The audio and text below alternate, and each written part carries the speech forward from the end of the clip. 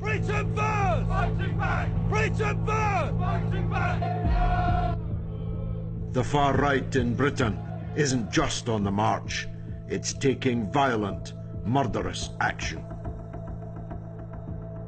A neo-Nazi group called National Action applauded the murder and the murderer of a young woman member of the British Parliament. Just before 1 o'clock today, Joe Cox, MP for Batley and Spenborough, was attacked in Market Street, Bristol. I am now very sad to have to report that she has died as a result of her injuries. Other alleged members are charged with planning the brutal killing of another woman MP.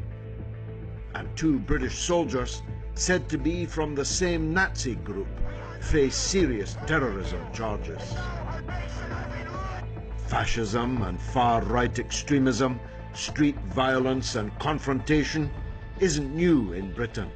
It dates back to at least the 1930s, when Oswald Mosley's black shirts strutted through major cities. Today's incarnations are no less deadly. This is the story of how it began, how it developed, revealing the major players and exposing the secret past of the leader of the latest mass street movement.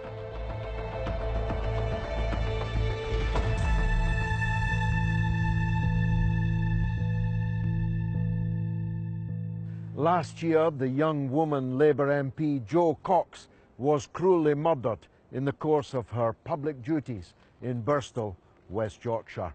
The mother of 2 young children was stabbed and shot to death by a man called Thomas Mayer, whose name needn't detain us for long. At the time, the mainstream media narrative was that Mayer was a lone wolf. Well, a rabid wolf he surely was, but he was not alone. Thomas Mayer was connected, enmeshed in the complex web of British fascism. National Socialists, we will rise once more! We will finally win back our lands and win back our continent, and our rights will forever be free! Hail victory! In a way, the blood and horror of the Jo Cox murder brought British fascism full circle, back to where, in a sense, it all began. Sir Oswald Mosley was a middle-level British aristocrat who married up to the daughter of the Viceroy of India, Lord Curzon. Sooner or later, in the lives of great nations, comes the moment of decision, comes the moment of destiny. He was a Conservative MP, then a Labour MP, a left-wing Labour MP, sometimes talked of as a future Labour Prime Minister. But as the skies darkened, the Wall Street crash occurred, and widespread mass poverty, Oswald Mosley turned to fascism.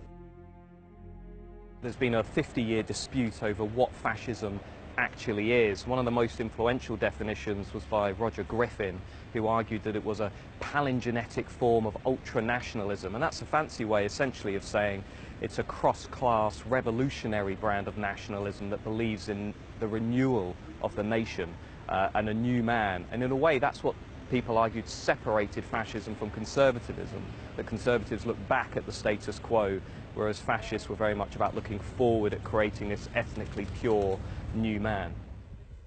You can see a sense of victimhood, that somehow the nation-state with which they identify has been somehow a victim of others, of evil forces. Stabbed in the back. Stabbed in the back, undermined in various ways, whether it's by the international Jewish conspiracy or by communism or by liberals who are responsible for the degeneration and the decadence. The one thing that seems to me to bring together all fascists is the belief in an absolute leader whose word is law and who cannot be wrong. And certainly Hitler thought he could not be wrong. In this country, Oswald Mosley thought he could not be wrong, which is as good a definition of madness as I know, but also the only definition that I can see of fascism. Here in Cable Street in the East End of London, on the 4th of October 1936, Britain's first fascist leader came a cropper. Sir Oswald Mosley was the leader of the British Union of Fascists. He would have been, if he could have been, Britain's Adolf Hitler. The purpose of his march was to whip up hatred in much the same way as his idol did in Germany.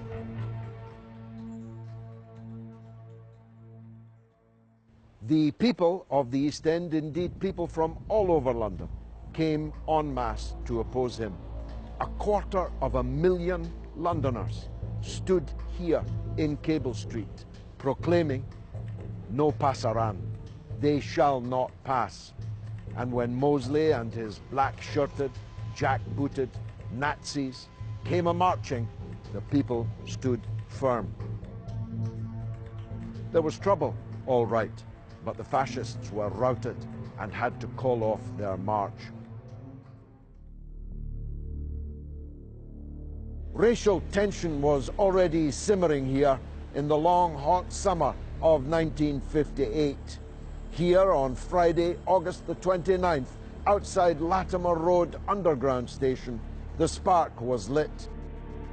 3 days of what infamously became known as the Notting Hill race riots. Over that long weekend, hundreds of white youth rampaged around this area, carrying weapons, brandishing racist slogans. The Daily Mail, in its inimitable style, joined in, asking, should we let them keep coming in? Today, Notting Hill is expensive, one of Britain's most exclusive enclaves. Here, the rich, the famous, and the fashionable live, eat, and shop. At the time of the Notting Hill race riots, it couldn't have been more different. This area was one of grimy, crumbling tenements, owned by slum landlords, charging racked rents. Kelso Cochrane, the young Antiguan carpenter who was stabbed to death right here in Goulburn Road in Notting Hill, was obviously not Britain's first victim of racially motivated murder, but he was the first to attract national attention. The first to become, though he would never know it, a symbol of resistance to race hate. At the time, Notting Hill was a hotbed of white nationalism.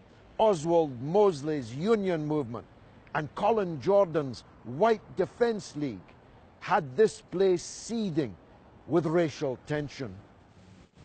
We feel that you cannot have coloured immigration on the scale in which you're having it today without sooner or later having mass interbreeding. That must lead ultimately to a mulatto Britain. We feel that if we have a mulatto population in the future, that must mean the downfall of the civilization and culture of our country, which we hold so dear. If you look at the early history of fascism, it was completely different to what we today associate as being fascist. Oswald Mosley was himself from the establishment, was from the Labour Party, had connections across the elite, if you like. He also had fairly developed ideas about what he wanted to do with the state and the economy. Contrast that to, say, the National Front in the 70s or the British National Party in the early 2000s. Those later organisations were very crude, were simply outwardly racist, were conspiratorial, anti-Semitic, but they didn't have that a deeper level of thought about how to reorganise the state and the economy. And so really a lot of the far right in Britain in the post-war period really became dominated by white supremacism, by crude neo-Nazism, and really since then hasn't escaped that legacy. In 15 or 20 years' time, the black man will have the whip hand over the white man. In the late 1960s, Enoch Powell, a Conservative Party grandee, made a now notorious speech. He said, like the Roman, he could see the Tiber foaming with much blood. It was a prediction of a Britain riven by race riots, even racial war. It caused the disparate strands of Britain's far right to rapidly coalesce. The vehicle they founded was called the National Front. The NF had a joint leadership, the thinker and orator John Tyndall and the Iron Man of action Martin Webster. I don't believe that the British people will allow themselves to be mongrelized out of existence. We've got to fight to... Listen, if it's right to save the whale, which all of the lefties who are otherwise waving anti-Nazi League banners say, if it's right to save the whale, why shouldn't the British survive? Why have we got to submit to being exterminated by race mixing while we protect the survival of the minke whale or the blue whale or whatever? The logic of the left just doesn't bear scrutiny. The National Front brought chaos to the streets of Britain in the 70s and 80s, and it struck terror in black and Asian communities, anyone whose skin was not white. The NF had a symbolism, had a reputation that really struck fear into the hearts of many in our black communities. And to take a beating from National Front skinheads was to face the most horrendous violence, vicious violence, retributive violence that black people could face. And you could literally lose your life over it, and Kelson Cochrane did just that. The NF was a coalition of small extreme right-wing groups on the fringes of British politics. It specialised in provocative marches in immigrant areas. Only whites were allowed to join. Britain is now, whether you like it or not, I happen to like it, a multiracial country. But even if you don't like it, it's too late to do anything about that, isn't it? Well, firstly, I don't agree that it's a multiracial country. Integration hasn't taken place to a significant extent. And it's for this reason, I don't know whether you've noticed, but on television advertisements over the last year or so, every single advertisement involving people has got black people in it, Asian people in it, as well as whites.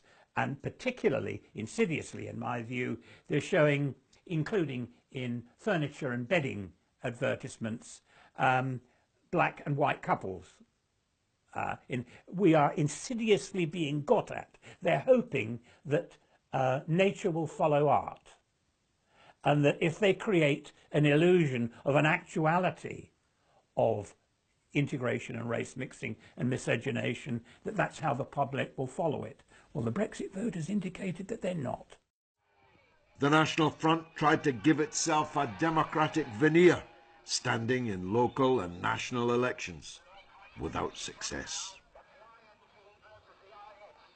It's part of the overwhelming rage and anger felt by many black and Muslim communities that they were British citizens in a first-class democracy, living third-class lives and being subject to the most horrendous violence. I get the impression that black people are deeply unhappy here, and that their kids are murdering each other at a frightful rate here. They're not settling in, they're not happy, and I think people are unhappy outside their own culture, their own society. It's not making happiness for us either.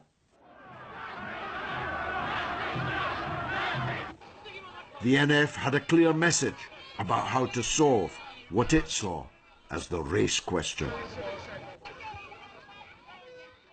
If there were a sensible government, all illegal immigrants, all of them, would be sent back to their countries of origin. They're here illegally, they're committing criminal acts, taking our money, using our health service, bleeding us. They would be sent back straight away. But you're still talking about illegals, or are you having no? I'm repatriation? I'm now saying that we would, in the words, was it The Godfather? We would make these people here who are not happy an offer they can't refuse. But you wouldn't rule out forcible repatriation? If push comes to shove, at the very end of the day, no. But I don't think it need come to that. You see, I have 4 mixed-race children, so you can understand I'm twitching at this. They've never seen the place that you would first encourage but not rule out forcibly sending them back. Maybe you'd like, maybe, I take it, I don't know what ethnic background you're... I have 2 Arab children and 2 Indonesian children. Blimey. Of your own procreation? Yes. I didn't know that. Well, I still have to say, without wishing to be rude to you, or your children, or your wife or wives, I don't know anything about your background, but I still put the survival of the British people first. That's what being a nationalist is. I put that first, and I'm not going to be morally intimidated or morally blackmailed by exceptional hard cases. We saw their affinity with genuine fascism in terms of their idolization of Hitler, their Sieg Heil salutes, and they were terrifying, for me at least, and where we lived, we were terrified of actually getting caught out by the National Front, such was their power. How do you view Hitler?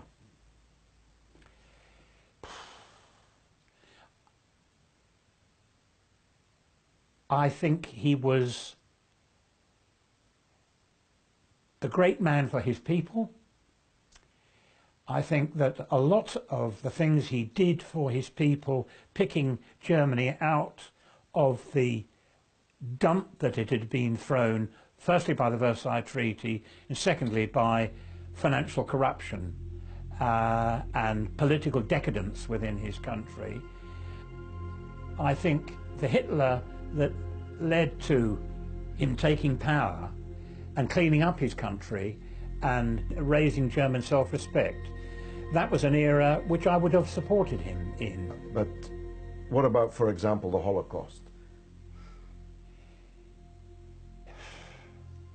I'm not in the company of the Holocaust revisionists.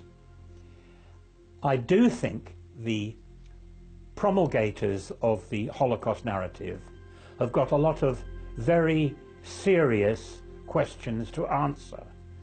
Engineers, scientists of various disciplines have subjected many of the stories associated with the Holocaust to critical examination and have compiled a list of questions about how this could have happened or that could have happened. And these questions are not allowed to be asked in polite society in this country. And in Germany, you go to prison for just asking these questions. But I don't say that there weren't brutal acts perpetrated against Poles, against Jews, against Russians and others. But I have yet to be persuaded that Germany had set up the machinery for the factory-like mass production destruction of an entire race. The NF, like far-right groups before them, fell apart, out of the wreckage of which emerged the BNP, led by former NF headman Nick Griffin. The BNP devoted their resources to persuading the British public to back them at the ballot box. Our vote increased from 808,000 to 943,000. They had some success, but the public eventually saw through them and rejected them, just as they had Oswald Mosley's fascists at Cable Street in the 1930s, and in similar fashion. Football crowds are an obvious breeding ground in which the far right can recruit. They are the only regular convocations of white working class youth who gather in their tens of thousands every other Saturday. The first attempt to harness the energy of those crowds to Britain's far right ideas was mounted by a man called Stephen Lennon, though you probably know him better as Tommy Robinson. every single city that has an Islamic community, they are raping, pimping and abusing our youth.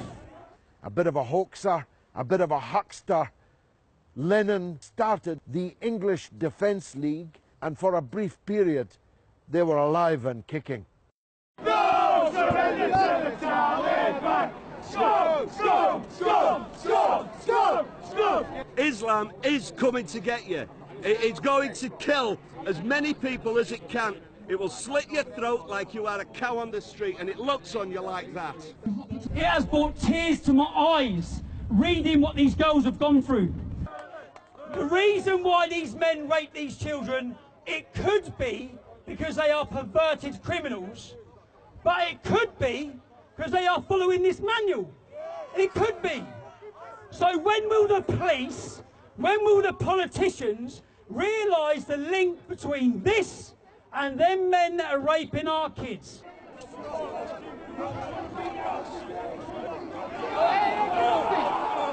The English Defence League were challenged wherever they appeared, and it was the British police who absorbed the brunt of the aggro. Mike Yardley is an ex-army man, and it shows. He's a security and intelligence expert. What is their agenda? They're racist, they're Islamophobic, they're homophobic, they're anti-Semitic. Only one Mohammed! There's only one Mohammed! We're the blackest sweets and the changes smoke. I think there is a very significant threat. I think it's a growing threat.